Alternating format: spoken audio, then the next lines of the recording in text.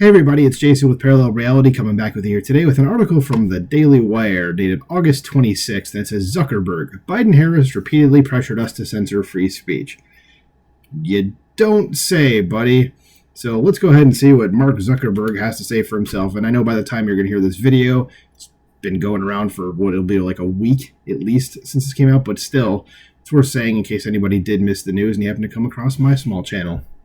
Just as Meta CEO Mark Zuckerberg said in a letter on Monday that the Biden-Harris administration repeatedly pressured his company, which includes Facebook, Instagram, Messenger, WhatsApp, and more, to censor content that is protected free speech. So the government is telling corporations how they should be running their business, and I believe there's a word for that, folks. I'll let you figure out what it is, but let's keep going here. So Zuckerberg made the admission in a letter to House Judiciary Committee Chairman Jim Jordan, Republican of Ohio, this week, in which he said that his goal moving forward was to be neutral and not play a role one way or another for either political party or ideology. He said he doesn't even want the appearance of playing a role and will not be making political contributions. Well, I guess it's better than in 2020 because he's probably a huge part of the reason that Joe Biden ended up winning.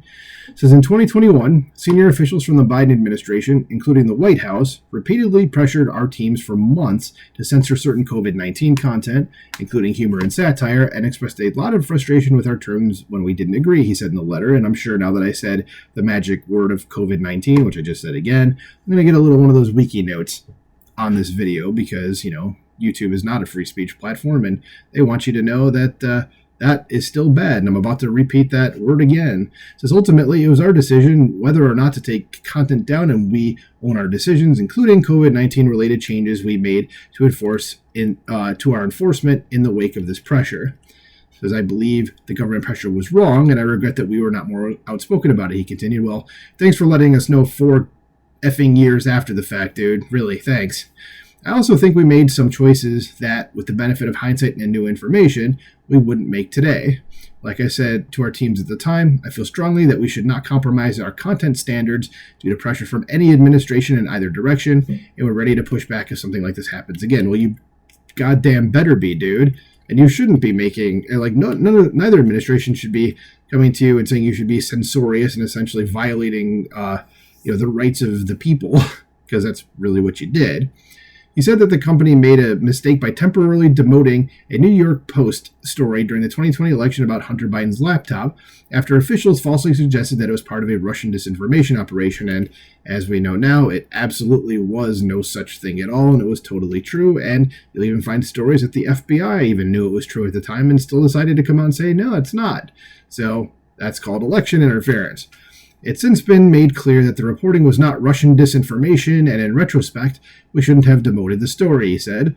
We've changed our policies and processes to make sure this doesn't happen again. For instance, we no longer temporarily demote things in the U.S. while waiting for fact-checkers, who almost overwhelmingly, seem to be on the left.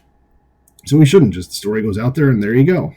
He said that he does not plan on making any political contributions during this cycle after he gave money to support electoral infrastructure in 2020 that led to accusations that he was trying to help Democrats because of where the money was reportedly deployed. Yep, as I said earlier, my goal is to be neutral and not play a role one way or another, or to even appear to be playing a role, he said, so I don't plan on making a similar contribution this cycle. And that is the end of that. So I'm not surprised by this, but it's like... or that he's not going to make a contribution. I mean, do we really know that? I'd say probably not. But, what do you... I have a real problem with a presidential administration, regardless of which one it is, or I should say which side of the political spectrum they're on, trying to censor people that are talking about stuff. And it turns out all the people that were listed at, or I shouldn't say listed, but all the people that were being pointed and laughed at as conspiracy theorists about COVID and about the Hunter Biden laptop, all of them turned out to be right. So, yeah, there you go. So let me know what you think about this in the comments below. Like, share, subscribe, and I'll talk to you soon. Bye.